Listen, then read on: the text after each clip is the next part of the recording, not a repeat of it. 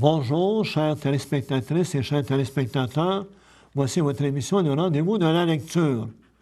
Encore une fois, je vous invite à prendre un crayon et un papier parce qu'il va y avoir certains renseignements qui pourraient vous intéresser.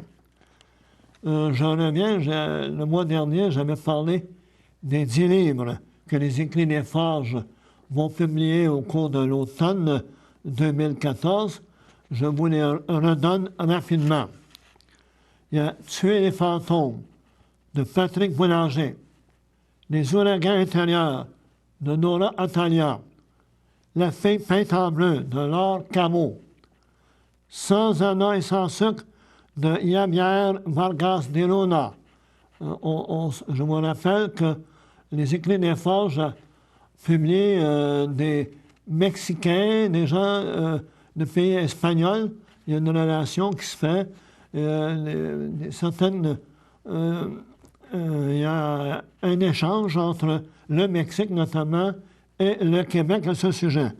C'est l'autre de M. David Goudreau, c'est Sédenté la chienne, Un domicile de Donald Allaré, Le poète en feu et de glace de Claude Péloquin, Bannière à ciel ouvert d'Anne Pérouse, Corps entre les ombres d'Annie Chumachero, un autre Mexicain. Je vous rappelle qu'Ariel Chevrette a publié l'an dernier aux Écrits des Forges Fragments d'Aube. Donc, c'est bon de noter ça. Je vous rappelle que le livre Le Visiteur de Claude Daigneault est toujours disponible à la bibliothèque, à la librairie, c'est-à-dire à la librairie René Martin. Les illustrations du livre de M. Daigneault sont de Jocelyn Jalette. Et aujourd'hui, nous allons accueillir bientôt Mme Raymonde Beaudoin, qui a écrit ce livre, La vie dans les camps de bûcherons au temps de la Pitoune. Fait que nous avons hâte d'interviewer Mme Beaudoin. Elle a beaucoup de choses à dire sur cette page d'histoire du Québec. Je vous rappelle que les éditions Bellartin ont publié un livre de 360 pages, comptes, photos et renseignements utiles dans un livre intitulé En connotant dans la Nodière. Notre ami Jean-Pierre Veillette, dans la série Blanc de nuit, il vient de publier son 3e livre qui s'intitule Aurore boréale des émotions. Donc, c'est un livre qui s'ajoute déjà à cette collection de Blanc de nuit. Maintenant, on va continuer un petit peu. C'est parce qu'on parle de lecture, là. C'est que dernièrement, les Écrits des Forges m'ont envoyé un courriel en me disant ceci. C'est avec fierté que nous annonçons que le jury du prix Alain Grandbois de l'Académie des lettres du Québec a retenu 2 finalistes des Écrits des Forges. Nora Atala pour Homme de sable, paru en 2013, et Jean Sioui, Entre moi et l'arbre. Le dévoilement des lauréats et de la remise du prix aura lieu le 9 octobre à Montréal. Maintenant, délaissons le côté, peut-être pour ceux qui ne connaissent pas Alain Grandbois. Alain Grandbois, c'était un poète, novelliste, mémorialiste et essayiste qui a fait ses études classiques au Collège de Montréal et au Séminaire de Québec. Il a écrit Les voyages de Marco Polo. Il a écrit surtout un livre qui est très intéressant. Ça s'appelle Les îles de la nuit. Fait que, il a remporté 3 fois le prix Athanase David en 1941, 47 et 69, le prix du Vernet en 1950, prix Québec, Paris en 1963. Donc, fait qu'Alain Grandbois, c'est un poète de renommée. Donc, Nora Atala et si oui, nous leur disons bonne chance pour remporter le prix Alain Grandbois. Délaissons maintenant l'aspect littéraire Et allons voir qu'est-ce qui se passe à l'île du Pont. Le 1er octobre, c'était le groupe Musique et Poésie nous présentait Pierre Perrault, cinéaste et poète. Le 11 octobre, c'est la journée porte ouverte des églises de la région. Le 18 octobre, Stéphane Généreux, qui tient un garage ici à Berthier, nous convie à son spectacle au même endroit. Il est en combien d'un groupe. Le coût du billet est de 15 $. L'Halloween sera également fêté à l'île du Pont. Le 5 novembre, le groupe Musique et Poésie accueille à l'île du Pont, à compter de 19h30. Donc, on va recevoir des poètes publiés par les Écrits des Forges. Donc, soirée des plus intéressantes. Le 8 novembre, et ça c'est extrêmement intéressant, Gaëtan Leclerc, le neveu de Félix Leclerc, donnera son spectacle à l'île du Pont. Le billet est de 20 $. Donc, une soirée sans doute inoubliable pour plusieurs. Finalement, en décembre, le 3 plus précisément, le groupe Musique et Poésie partagera avec l'auditoire des poèmes de Jacques Prévert. Le 20 décembre, le groupe Barre de Fou donnera un spectacle qui sera fort goûté.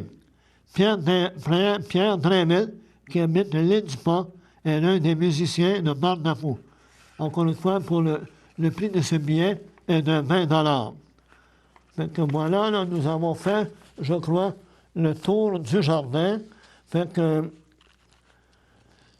vous qui aimez la lecture, là, vous aimez tout un choix avec les livres que je vous ai suggérés. Et vous pouvez toujours aussi aller sur la bibliothèque, via Internet, vous pouvez aller sur la Bibliothèque électronique du Québec pour avoir accès à des livres gratuits que vous pouvez télécharger en PDF. Fait que maintenant, bien, nous passons à la deuxième section de notre émission. Donc, nous allons, encore une fois, comme invité, Mme Raymonde Baudouin. Fait que, à très bientôt. Merci. Bonjour, ici Jonathan Garnier, chef propriétaire de la Guilde culinaire et animateur de l'émission Ça va chauffer. Vous regardez CTRB Télé.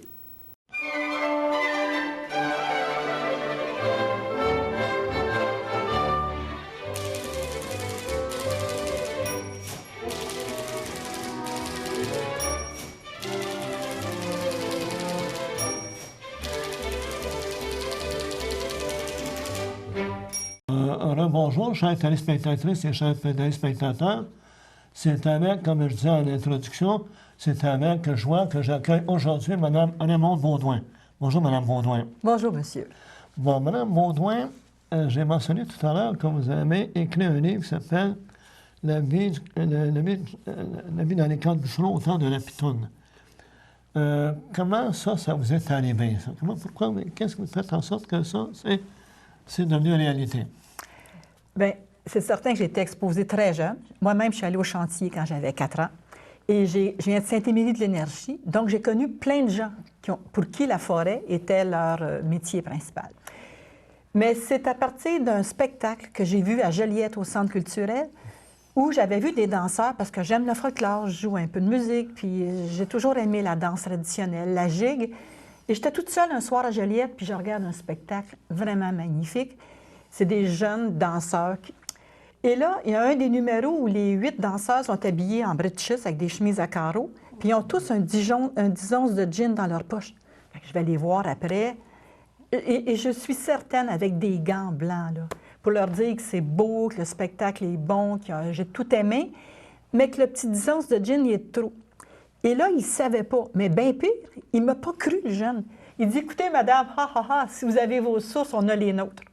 Et là, je m'en reviens toute seule dans l'auto, puis je me dis, ça n'a pas de bon sens, c'est. Les gars de chantier, ça ne buvaient pas. Puis là, je me mets à penser à plein de messieurs à Saint-Émilie, puis à mon père. Je me dis, ils n'ont jamais pris d'alcool dans les camps. Là, je me suis dit, je vais leur prouver.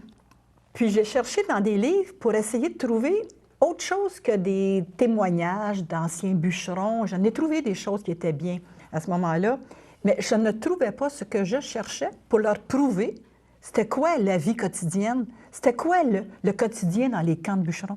Je ne trouvais pas.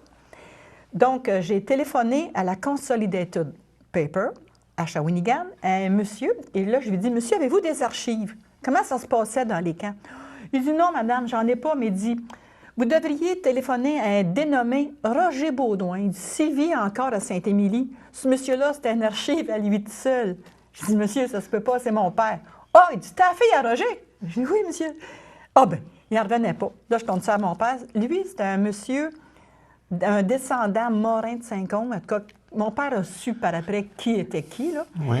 Mais là, je me suis ramassée en face de mes parents. Et j'ai réalisé que ma mère en savait autant que mon père parce qu'elle était, elle, fille d'un jobbeur. Et c'est là que ma mère, Colette Saint-Georges, la fille de Séverin Saint-Georges de Saint-Jean-de-Mata, et mon père, Roger Baudouin, deux parcours de chantier différents, mais deux encyclopédies et d'une précision, d'un souci d'exactitude.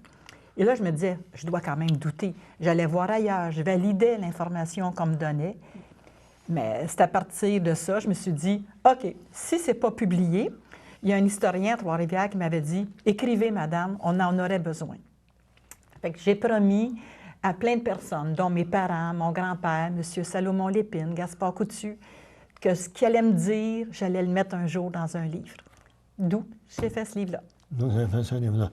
Mais vous m'avez parlé, que pour vérifier les chiffres que vous mettez là, vous avez fait appel à Statistique Canada. Statistique Canada.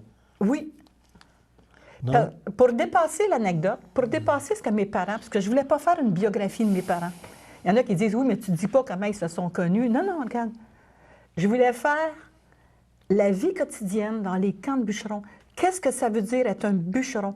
Et d'où viennent les préjugés? Pourquoi on avait si mal connu les bûcherons et qu'on en fait toujours une image folklorique avec le joyeux luron qui est un peu asocial, qui prend un coup, qui est même pas propre. Il y en a même qui pensent que c'était plein de poux. Il n'y avait pas de poux dans les camps. Mon père, en 20 ans, il a eu des poux une seule fois, puis il se souvient encore quel gars qui les avait amenés, là.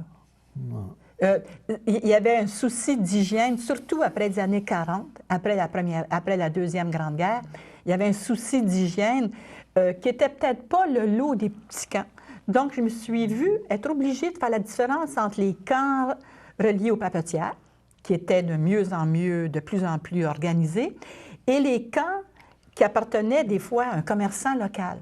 Le commerçant local, dans un petit village, il pouvait avoir, lui, 2, 3 bûcherons, toujours les mêmes à chaque année, qui allaient installer dans le bois pour l'hiver, pour quelques mois, et les conditions laissaient à désirer.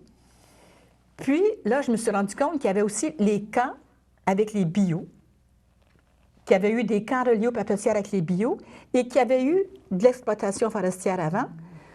Donc, j'ai été obligée de revisiter à ma façon l'histoire de l'industrie forestière.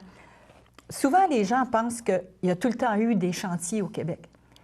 Mais c'est allé au début, dans la première moitié du 19e siècle, avant que l'exploitation forestière, le commerce du bois supplante celui de la fourrure. Exact. Avant, là, il n'y en avait pas d'exploitation forestière. Mais tout le monde se pensait un petit peu bûcheron. Parce que le colon, qui colonisait les villages, Saint-Émilie, Saint-Didas, Saint-Cuthbert, devait défricher sa terre. Donc, tout le monde savait manier la hache. Et on avait besoin du bois aussi pour les hivers. C'était l'unique source de chaleur. Donc, et on avait besoin du bois pour les construire, la construction des maisons. Les premiers colons, toutes les habitations étaient en bois. Donc, le bois faisait partie du quotidien. Mais on ne parle pas de commerce, on parle très peu de commerce à ce moment-là. Exactement, oui. Mais là, vous avez parlé surtout, vous visez dans votre livre, non seulement vous faites l'historique de ce qui se passait avant, mais vous vous concentrez surtout sur une période 1937-1955, Saint-Michel-des-Saints, la Tuque, puis vous faites la Mauricie en général. Donc, ça, vous m'avez parlé aussi que ça, comme vous avez parlé tout à l'heure, que vous avez passé à 4 ans ou 5 ans, vous m'avez parlé que vous étiez passionné de musique et de théâtre. Et je sais qu'en 1983, vous avez fait une pièce de théâtre. Racontez-moi comment c'est arrivé. Bien, suite à ma recherche, parce que je voulais prouver aux jeunes hommes que c'était quoi la vie dans les camps de bûcherons, puis je voulais qu'on enlève le 10-11, je pense que c'était vraiment de l'entêtement de ma part. Là, je me suis dit, les gens ne savent pas qu'est-ce que c'est.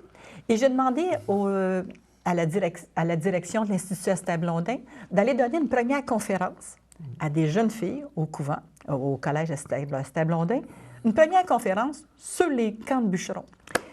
Et là, je me souviens, il y a une petite fille qui demande candidement, c'est secondaire 1, ils n'ont pas tout acquis la notion de la ligne du temps. Elle me demande sérieusement à mon père, « Et vous, M. Baudouin, est-ce que vous avez bûché dans le temps de Jean Talon? » Et là, mon père dit, « Raymond, elle est en train de rire de moi. » Je dis, « Non, non, papa, réponds. » Donc, j'avais amené mes parents pour qu'ils répondent aux questions. Et là, j'ai vu l'intérêt des jeunes pour tout ce qui regardait les bûcherons et que j'ai vu l'émotion d'une religieuse. Je me souviens, il y a une sœur, les grosses larmes. Et là, moi, je ne comprenais pas. Là. On rentrait dans un monde. Mais mes parents étaient venus avec moi à l'Institut juste pour répondre aux questions. Exact. Et c'est suite aux questions des enfants que j'ai pris une deuxième conférence. Et là, ma deuxième conférence, j'ai dit à mes parents, « Bien là, vous allez faire, parce que ma mère joue du violon, puis mon père joue de l'accordéon, puis moi, je joue de la guitare. On va faire un petit peu de musique avant, un petit peu de musique après. Ça va aider ma conférence. » Mais je parle encore de conférence. Et je me souviens, je demeurais à Sainte-Marie-Salomé. Quand j'ai eu le flash, bien, on devrait scénariser des bouts aussi. Puis maman devrait faire ça, puis mon père devrait faire ça. Et là, maman a dit, moi, je vais faire le cook, puis mon père, le bûcheron. Et là, on s'est mis ensemble à composer, puis à sortir des idées, puis à présenter qu'est-ce que c'est la vie quotidienne. Et notre spectacle illustrait vraiment ce qui est dans le livre, là. Et on a joué jusqu'en Gaspésie. C'était comme un rêve. Puis mes parents ont vraiment des qualités scéniques. C'était possible avec eux parce que mon père a un charisme quand il parle. On oublie, les gens boivent ses paroles. C'est un très bon conteur. Et puis ma mère, elle était comme, je dirais, professionnelle de la scène. C'était drôle. Elle prenait vraiment ça à cœur. Et elle a une voix forte, grave, une très bonne articulation, belle diction. J'avais vraiment deux collègues vraiment efficaces. Bon, une fois que vous avez fait ça, ça a duré comment? Un an et demi? Comment ça a duré, votre pièce de théâtre? Ah, on a joué quasiment au-dessus de 20 ans. On a joué jusqu'en 2006. 2006? Bien, après 86, là, pendant 2-3 ans, on a joué souvent, une quarantaine de fois.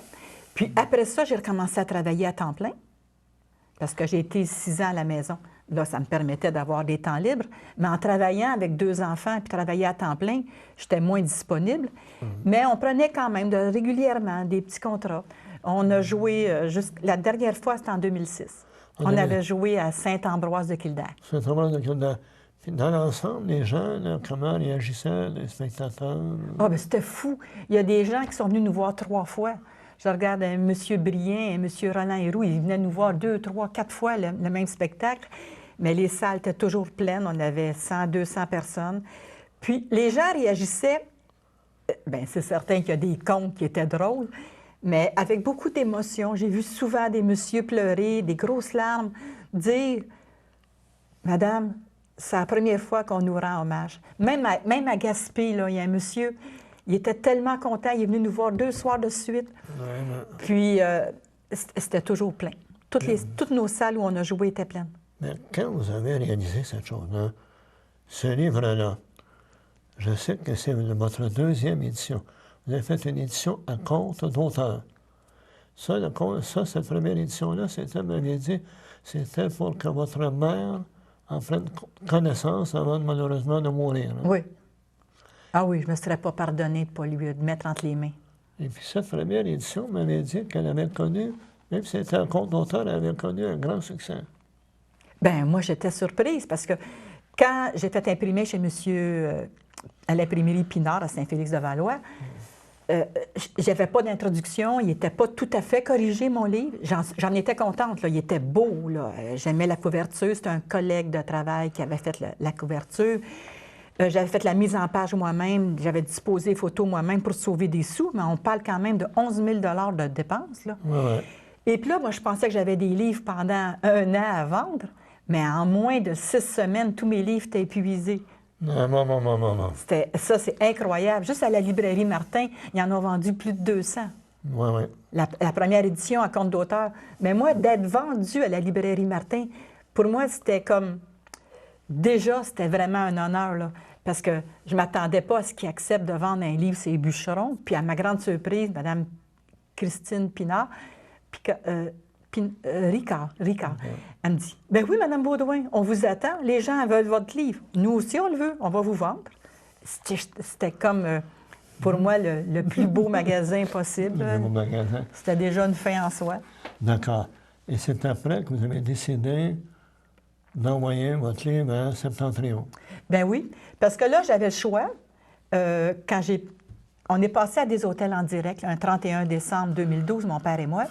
Puis là, le journaliste, il dit, « Madame Baudouin, où peut-on trouver votre livre? » Et là, je lui dis, « Bien, monsieur, on n'a plus, tu sais. » Il n'était pas vraiment content. Il me regardait en voulant dire, « Elle ne dit pas autre chose. » Mais là, je ne pouvais pas dire autre chose, parce que ma mère était très malade, sa santé s'est détériorée. Et pendant que je m'occupais de ma mère, j'avais envoyé le livre à Septentrion. Mais puis là, les gens disaient, « Vas-tu te réimprimer? » Je ne le sais pas. Je n'avais pas pris de décision, je ne voulais pas en prendre là. On est 5 filles, on s'occupait de notre mère. Et puis mon frère aussi, il venait tous les matins. On s'occupait d'elle. Puis là, je me disais, après, on verra. Mais c'est ça. Et Septentrion, bien là, à mon grand bonheur, ont accepté le livre. Puis ils l'ont vraiment... J'avais pas beaucoup de choses à changer, là. Ils l'ont vraiment aimé. Vous m'avez dit tout à l'heure qu'ils vous ont demandé une introduction. Oui, j'avais pas eu le temps de faire une introduction. Puis ils m'ont demandé de dépersonnaliser les légendes de photos parce que ça faisait... Moi, je nommais tout le monde en dessous des photos. Ils ont dit, vous les nommerez à la fin, là, pour que ça soit un peu plus universel. Mais eux, ce qu'ils trouvaient, c'est que même si je prenais l'exemple de mes parents ou de d'autres personnes de Saint-Émilie, comme Salomon Lépine ou de Saint-Michel ou Gaspard Coutu, c'est que j'ai su rejoindre l'universel. Le Bûcheron m'adressait à tous. Et puis, ils sont vraiment très contents des résultats. Ben, je comprends. Vous m'avez dit que, ça, je vais en parler tout à l'heure, vous m'avez dit qu'ils avaient vendu 4000 exemplaires dans une première édition. Au mois de mars, là, Ouais. il était rendu à 4000 quand j'ai fait le Salon du livre de Trois-Rivières. Ouais. Mais là, après, je ne leur ai pas demandé. Mais ils réimpriment. Je sais que l'éditeur a dit, « Madame, on est tout le temps en train de réimprimer votre livre. » Ils sont vraiment... Ça dépasse tout, je pense, ce qui s'attendait. là. Écoutez, vous avez fait également des entrevues, vous avez des articles qui ont paru dans les journaux, il y a eu la radio. Et puis, dans un livre ici, là, un instant, là, ici, on a qu'à donner une idée des entrevues que vous avez faites à Radio-Canada. Les chemins de travers. Ça, c'est animé par Serge Bouchard. Vous avez également Karine Lefebvre à PM, à Estrie Express. Ensuite, à Radio-Canada avec Sophie-André Blondin. Oui, bien Donc, à votre je assiette. soupçonne que ça, c'est une émission qui s'appelle « Bien dans votre assiette ». Donc, normalement, dans cette émission-là, on parle de bouffe. De cuisine, ah oui. Donc, C'est vraiment agréable. Je soupçonne que, parce que dans votre livre, on en parle aussi de la cuisine dans les camps de bûcherons. Je soupçonne que c'est de ça que vous avez parlé lors de cette émission-là. Oui, ça me faisait plaisir parce que ça, j'ai vraiment pensé à ma mère quand j'ai fait cette entrevue-là avec Mme Blondin. Il y a eu la Société ouverte à la radio Ville-Marie. Ça aussi, Oui, c'est une bonne longue émission. entrevue, ça aussi. Longue C'est une entrevue. émission d'1 heure. Le Monde aujourd'hui, ça, c'est à Rimouski. Donc, vous vous êtes déplacé à Rimouski. Non, pas tout le temps. Ça, des fois, c'était des entrevues téléphoniques. Des radios téléphoniques. C'est moitié en studio, moitié au téléphone. Et puis, quand j'ai feuilleté ça, Radio-Canada avec Catherine Ferrin. Catherine Ferrin, là, c'est un médium large. Oui, le matin, ça. Quelle question vous a posée à peu près? Parce que j'essaie de m'imaginer lesquelles. Catherine Perrin, elle a été subjuguée par mon père. J'avais amené mon père ce matin-là à Montréal. Et puis, il s'exprime bien. Puis quand on lui donne le micro, il prend beaucoup d'espace. Elle lui a demandé son premier hiver au bois, surtout. Mais elle était étonnée de voir la précision de ses souvenirs, sa façon de s'exprimer.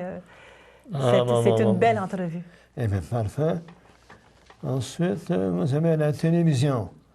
Télé-Québec.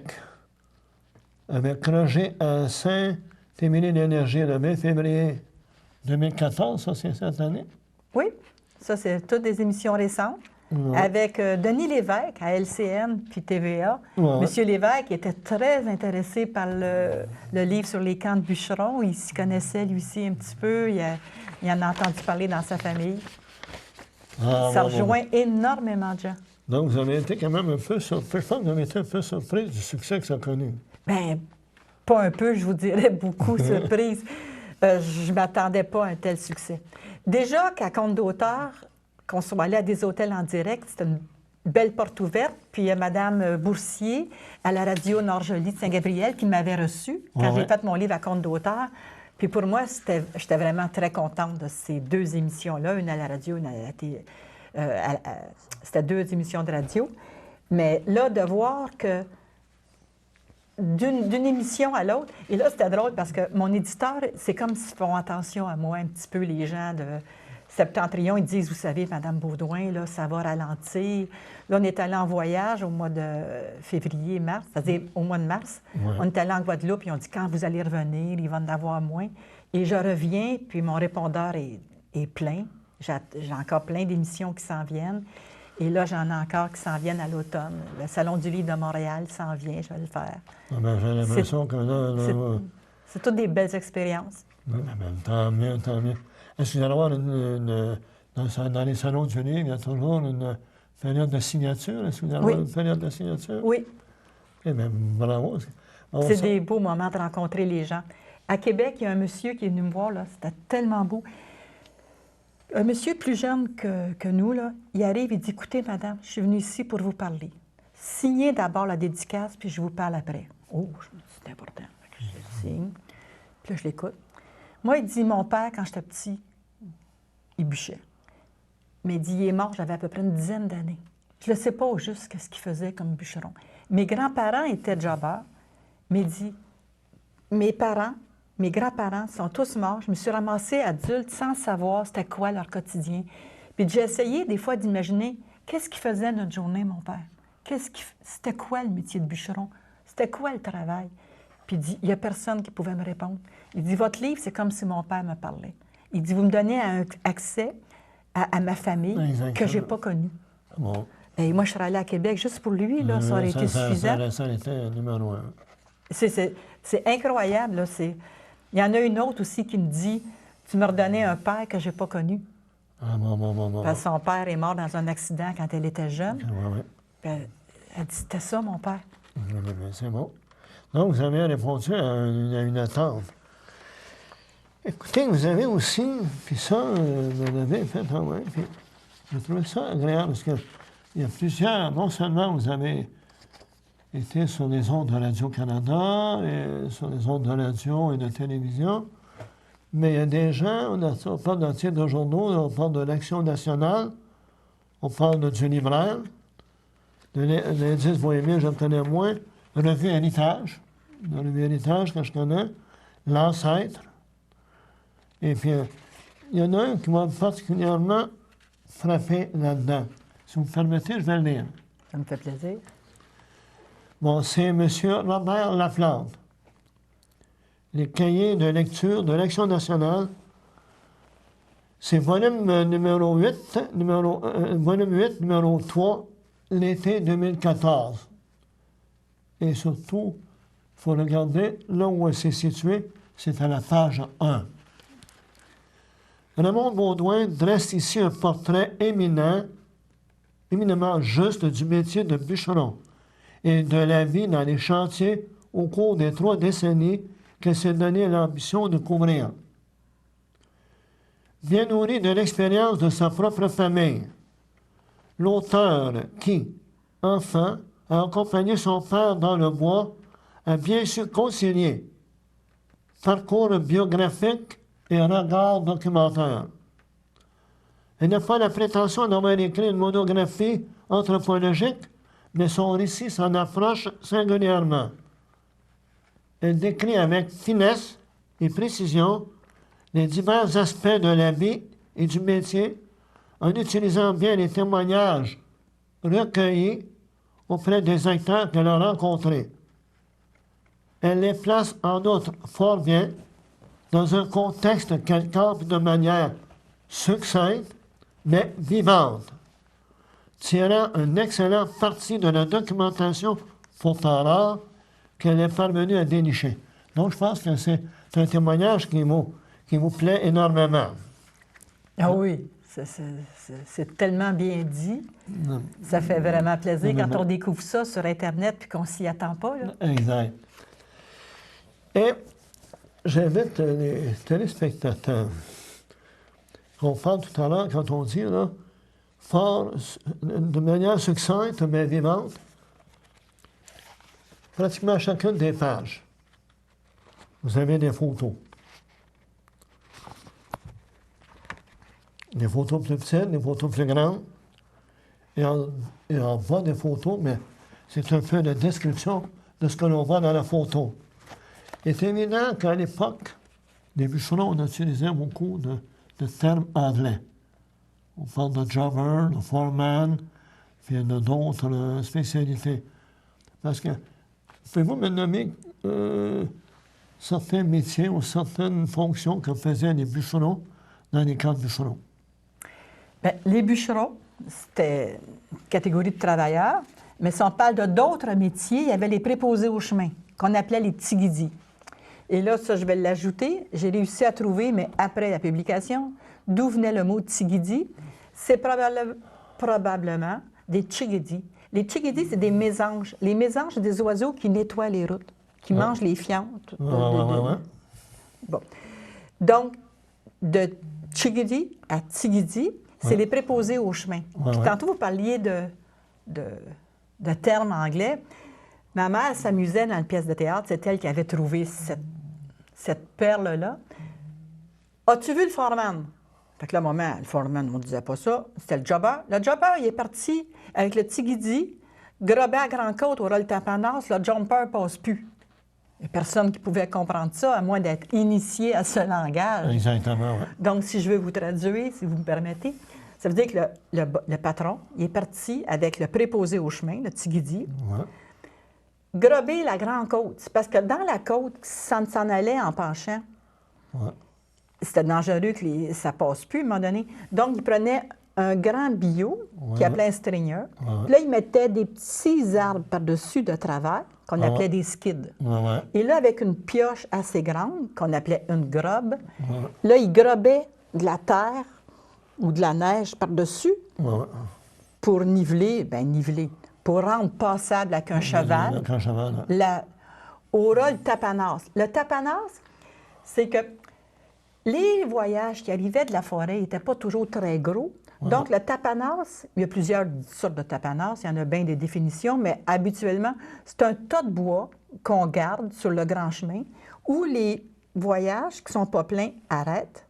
Et là, on remet des billots, puis là, on allait jusqu'au dépôt qu'on appelait la dompe, où tout le bois était transporté, on dit charroyé, et attendait patiemment que les glaces fondent pour être dravées au printemps. Voilà, bon. Donc, à ce moment-là, et c'est ça que c'est que vous avez eu quand même toutes les expressions qu'on vient d'entendre, on les retrouve dans le glossaire à la fin. Le glossaire, je donne un exemple ici, le glossaire, dans le vacu, dans le Bing, dans le même, il y a des expressions qui sont francophones, mais avec un peu déformées. On parle du bouilleux. Le bouilleux, un mauvais cook. Mauvais cook. On parle ici de jam, on parle de Headfirst, ça tout le monde le connaît.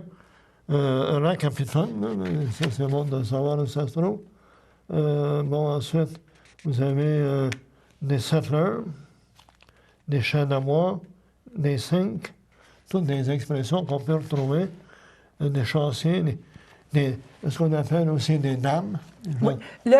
le jeune homme qui arrivait à 18-19 ans pour bûcher une première année, à l'automne, quand il y avait froid, il disait au jobber qui s'en allait au dépôt de la compagnie, « Tu m'apporteras un coupe-vent. » Bien, le jobber, il revenait avec un windbreaker. Et le cook, parce qu'on avait aussi des showboys qui étaient des préposés à l'entretien des camps. Quand c'était un gros camp là, de 50 hommes, il y avait un qui s'occupait du camp des hommes, puis il pouvait avoir un showboy aussi qui aidait à la cuisine, qui aidait à la cookerie, qui aidait le cook. Mais tout se faisait, toutes les mesures étaient à l'anglaise, tout ce qu'on achetait au dépôt était en anglais. Il apprenait rapidement une langue qui était, je dis dans mon livre, métissée aussi, parce qu'on avait du vieux français qui restait, on avait de l'indien qui était mélangé. Donc, tout ça faisait une langue assez particulière. Tantôt, je parlais des autres métiers. Il y avait dans certains camps, il y avait des forgerons. On avait aussi, comme je vous dis, le showboy. Lui s'occupait d'aller chercher de l'eau, d'emplir les réservoirs d'eau, de l'entretien des camps, du chauffage. Ça a l'air banal, mais c'est encore assez compliqué. C'était du chauffage au bois, dans un gros baril. Et un des travailleurs les plus importants, je vous dirais, c'était le cook. C'est lui qui faisait la réputation d'un jobber. Puis quand tantôt vous avez dit le mot bouilleux, un jobber qui était réputé pour ne pas engager un bon cook, il pouvait avoir de la difficulté à recruter ses hommes. Parce que les hommes voulaient bien manger, ils travaillaient fort et la cuisine était bien, bien importante. Ah bon, d'accord. Donc, là, j'ai remarqué aussi dans votre livre, ça, je l'ai vu de récemment, c'est que non seulement vous avez des menus, vous avez des annexes. Il y a des annexes, ici, un annexe 4. Le menu au camp chez Saint-Marin, on donne à peu près ce que les gens pouvaient manger le matin ou le midi ou le soir. Gruau cuit, galette blanche, galette de glace. Donc, non seulement vous avez un glossaire, mais vous avez également des annexes. Comme on parlait des rapides de la Matawan, on donne tous les rapides.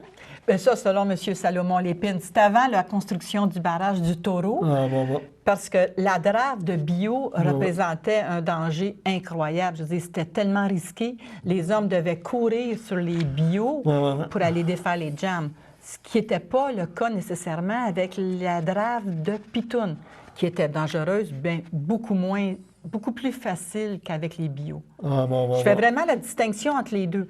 Bio, gars d'Andorre, équipe de 5, c'est une façon de travailler. Mais avec les Ciottes, avec la Pitoune, on a une autre façon de travailler. Là, j'ai remarqué aussi, mais là, j'étais quand même un peu surpris. Comme là, ici, les Rathman, ça va, là, ça, c'est une chanson qu'on connaît, mais il y a de la poésie ici, là, complète de Tom Nulty, là, sur Aimable Saint. Oui. Donc, ça, est-ce que c'est des textes complets de l'Express de Minuit chrétien? Est-ce que ce sont des chants que les bûcherons chantaient, ça? Bien, il n'y avait pas toujours des chanteurs, mais oui, c'était des chansons qu'on aimait, surtout les anciens, parce que la complainte de Tom Nulty, ça, c'est arrivé entre Rawdon et Chertsey. C'est un crime épouvantable qu'il y a eu. Et le jeune homme a été pendu à Joliette en 1898 sur la place Bourget. Mais pour ne pas déformer, il faut savoir aussi que les gens, souvent, savaient ni lire ni écrire là, au début du siècle. Exactement. En 40, les gens savaient lire. Mais ils ne savaient pas tous. Ils ne savaient pas tous écrire bien. Mais quand on parle de 1915-1916, plusieurs ne savaient pas lire et écrire. Donc, pour se souvenir d'un événement, les gens composaient sur un air connu une chanson. Et comme ça, on déformait moins la réalité. Puis, comme la complainte de l'Empress, là, ça, c'est arrivé juste avant la Première Guerre. Mais tout le monde parlait de la Première Guerre. Là. La complainte d'Empress, les gens parlaient du Titanic, qui était plus riche, plus gros. Mais l'Empress, c'est un des naufrages les plus importants qui est arrivé sur le Saint-Laurent, en face de Pointe-au-Père. Donc, pour s'en rappeler, les gens composaient des chansons. Puis tout le monde chantait ça là, dans les villages. Là. Et quand on l'a chanté, nous, dans les spectacles, les personnes âgées connaissaient tous ça. C'était vraiment un moment magique. Ça chante à peu près comme ça. C'était la nuit, à petite vitesse, l'empresse glissait sur le fleuve géant. Et là, on ne se demandait pas, est-ce que je chante assez bien pour chanter? Si elle ne chantait pas, il ne l'entendait pas. Il n'y avait pas de radio, il n'y avait pas de comparaison. Là. Exactement. Donc, tout le monde devenait conteur. Parce que les contes que j'ai trouvés dans les chantiers, c'est des contes incroyables. Et quand il n'y avait pas un bon conteur qui inventait des contes, on racontait les histoires, par exemple, de William Saint-Georges de Saint-Michel-des-Saints ou d'Urgelle Landry de Saint-Côme.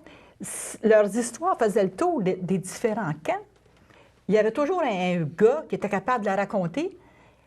Mon père, quand il compte les contes de William Saint-Georges, là, c'est incroyable. Puis ça fait 50 fois qu'il raconte, puis il se rit encore. Il les trouve encore drôles. Oui.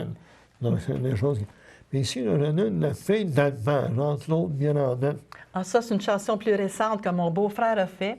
C'est vraiment une chanson magnifique. C'est la chanson préférée de ma mère que Jean-Claude a faite. Ah bon? Je vais vous conter l'histoire d'une fille qui est montée dans les chantiers. Elle s'est engagée pour sa nièce Dufresne.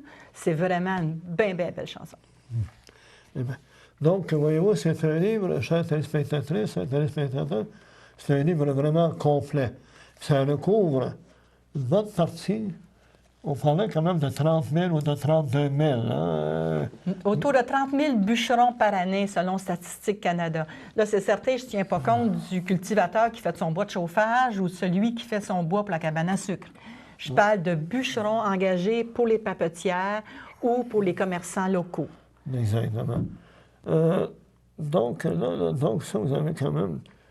Bon, dans ce livre-là, vous montrez, disons, seulement la vie quotidienne. Comme là, il y avait une page, je pense que c'était à la page 81. Page 80, ou 90, je pense. Ou 90. Page 90, on avait dit comment faire. Ça, ici, on a la photo d'un trou de sable. Parce que ce qui m'a vraiment passionnée, c'est que tout le travail était fait avec leurs mains. Les bûcherons, ils travaillaient avec une petite sciure, un crochet et une hache. C'est tout. Pour charroyer tout ce bois-là, même chose. On fallait se débrouiller, on n'avait rien, là. À Saint-Michel ou à La Tuque, on construisait le camp. On arrive, on construit le camp, pas de matériaux qui viennent d'en bas, là. Donc, il y avait ici, quand on descendait dans une montagne, si c'était glissant, ça aurait été dangereux pour les chevaux, puis il n'y avait pas de frein là, sur les slés. Donc, on avait besoin de sable. Et pour que le sable soit disponible, les préposés au chemin faisaient des trous de sable. Mais quand c'était dans le temps du charroyage, pendant la nuit, le préposé allait faire du feu dans son trou de sable qu'on voit ici sur à gauche du cheval. Ouais. Allait faire du feu pour que le sable soit disponible le lendemain matin pour les charretiers. Oui. Tout était pensé pour faciliter le travail. Puis là, souvent, les gens disent que ça devait être effrayant, comment c'était dur, bûcher. Oui, c'était un métier difficile. Il fallait que les gars soient en forme. Mais mon père, c'était pas un surhomme. Il n'a jamais fait des 4 cordes par jour. Il y a quelques gars qui se vantaient. Moi, je fais 4 cordes par jour, peut-être dans du très, très beau bois, puis c'est exceptionnel. Mais c'est un travailleur de fond. Mais ce qui était plus important, c'est de se tenir en forme et de savoir limer, d'avoir un bon outil. Le limage, là, était la clé de la réussite pour pas qu'un gars se blesse puis qu'il puisse bûcher pendant 22 ans, 20 ans, comme mon père a fait, sans se blesser. C'était très, très important de savoir travailler, de prendre l'expérience des autres aussi. Bien, ça, c'est absolument loin. Donc, ça, là, c'est déjà un bloc. On arrive de 1937 à 1955. Est-ce que vous allez donner une suite à cette année là, que vous avez appris à la bonne école? Est-ce que vous allez donner une suite, donc de 55 à les années suivantes? Je ne vais pas m'engager à donner de date, mais je peux vous dire que oui, je suis à travailler. Pas une grosse suite, là. Ça ne sera pas un livre aussi complet, mais j'ai eu 18 entrevues. Et là, on me pose des questions, par exemple, sur, après le CIOT, les scies à chaîne. Puis là, on me dit combien de temps que ça a duré, les scies à chaîne? Bien, je dis à peu près 5 ans, parce que... Et quand sont disparus les camps? Bien, j'ai dit, les camps avec les petits jobbers, c'est disparu à peu près tout en même temps, 59-60. Là. On a regroupé dans 2 gros camps, un à Saint-Michel-des-Saints, un en Mauricie. Puis là, ils me disent, mais pourquoi vous ne l'avez pas mis dans votre livre? Je ne le sais pas. Je ne sais pas pourquoi. Parce qu'au départ, je n'étais même pas certaine. Le livre me plaisait. Je savais qu'il allait plaire à ceux qui avaient vécu les chantiers. Je savais qu'il allait plaire aux gens de Saint-Émilie de l'Énergie, puis de Saint-Côme, puis Saint-Michel, Saint-Jean-de-Mata, surtout, parce que je parle aussi beaucoup de Saint-Jean-de-Mata.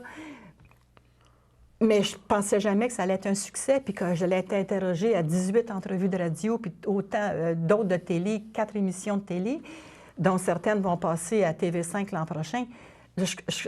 Ça dépasse. Et là, on me dit, pourquoi vous ne l'avez pas dit?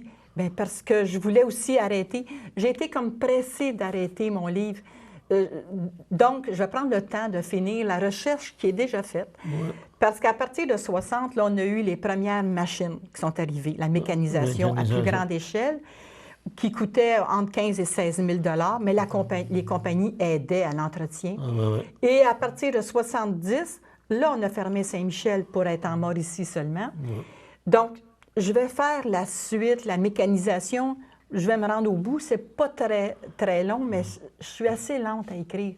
Mais là, la recherche est quand même faite. Et je veux parler aussi des chevaux. Il y a M. Serge Bouchard, entre autres, qui m'a posé plusieurs questions sur les chevaux. Puis, il y a tout un monde. Mon père, il dit qu'il allait, avec le jobber, acheter ce dénommé Bonneuf, qui était un vendeur de cheval à Montréal. Certaines compagnies en achetaient des fois à Trois-Rivières. Mais les jobbers, les petits jobbers à Saint-Côme, à Saint-Michel, là, ils étaient libres d'acheter leurs chevaux où ils voulaient. Donc, il y avait du troc qui se faisait avec les...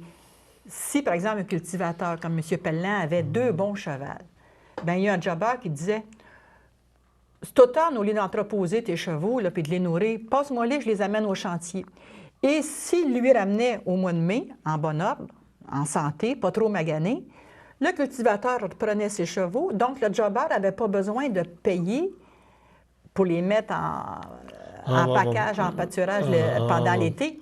Effectivement, oui. Et à Berthier, c'est intéressant de savoir, les îles ici ne pouvaient pas être cultivées. Donc, il y a plein de jobbers qui faisaient garder, qui mettaient leurs chevaux de chantier en pension à Berthier. Sur l'île de Commune. Oui. Donc, il y a tout un monde intéressant sur les chevaux. Je pense avoir 10-15 pages juste à parler de chevaux. Parler de chevaux, mais là, mettez un autre 50 pages ou 60 pages sur de 55 à 70. Oh, j'en ai pas tant que ça à mettre. Je pense pas avoir 50 pages. Mais en tout cas, un fascicule qui pourrait peut-être être vendu à part, puis éventuellement ajouté à ce livre, au livre. Oui, ça serait un tout, à partir pratiquement du début jusqu'à la disparition, puis jusqu'à ce qu'on vit aujourd'hui dans les forêts, là, avec, comme vous dites, toute cette mécanique, là, ils n'ont plus besoin de mesureurs, ils n'ont plus besoin de ci, ils n'ont plus besoin de ça. Il y a 1 ou 2 employés qui font tout. Là, mais en tout cas, l'important, c'est que vous ayez toujours un rêve de continuer là-dessus.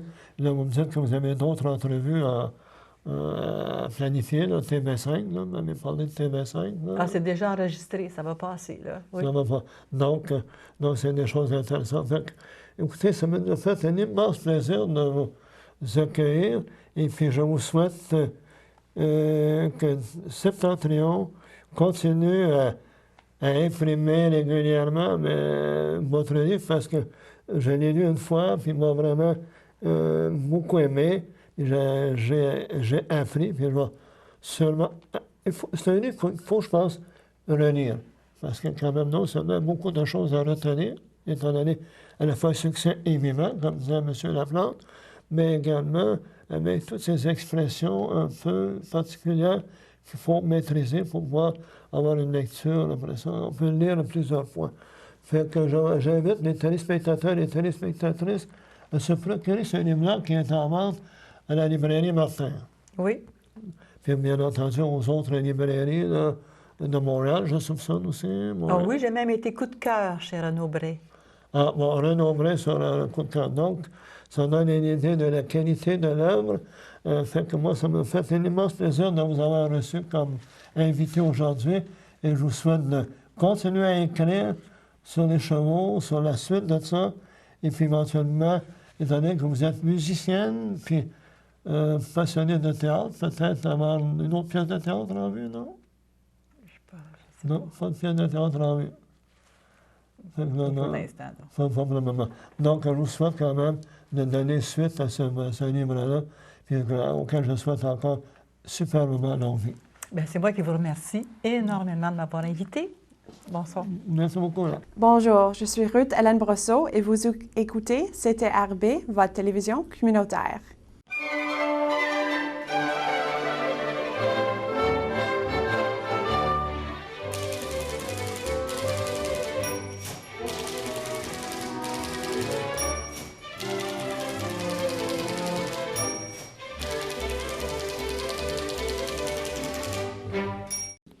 Chers téléspectateurs, chères téléspectatrices, voici déjà la fin de notre émission. Donc, vous avez apprécié beaucoup notre invitée, Mme Raymonde Beaudoin, avec son livre « La vie dans les quatre bûcherons au temps de la Pitoune ». Je vous rappelle certaines activités qui vont avoir lieu au mois d'octobre et novembre à l'île du Pôle. Hein. On parle de 11 octobre, les journées portes ouvertes des églises. 18 octobre, Stéphane Généreux. 30 octobre, l'Halloween. Le 5 novembre, l'église de l'île du Pôle, musique et poésie, avec certains auteurs publiés par les Écrits des Forges. Et le 3 décembre, pour Jacques Prévert, pour musique et poésie. Donc, je remercie infiniment Mme Raymonde Beaudoin d'avoir accepté d'être notre invité et de nous avoir vraiment intéressés et vraiment subjugués avec son livre « La vie dans les quatre bûcherons au temps de la Pitoune ». Je remercie également Michael Chevrette, notre technicien. Je remercie CTRB TV de nous donner cette opportunité d'avoir cette émission, le rendez-vous de la lecture. Incidemment, le mois prochain, je vais avoir la gentillesse de recevoir, pas la gentillesse, mais avoir l'opportunité, surtout avoir l'opportunité de recevoir un BDiste de la région. D'ici ce temps-là, encore une fois, merci à vous, merci aux techniciens, Michael Chevrette, merci à CTRB, et surtout, merci beaucoup à notre invitée, Mme Raymonde Beaudoin. À la prochaine. Merci.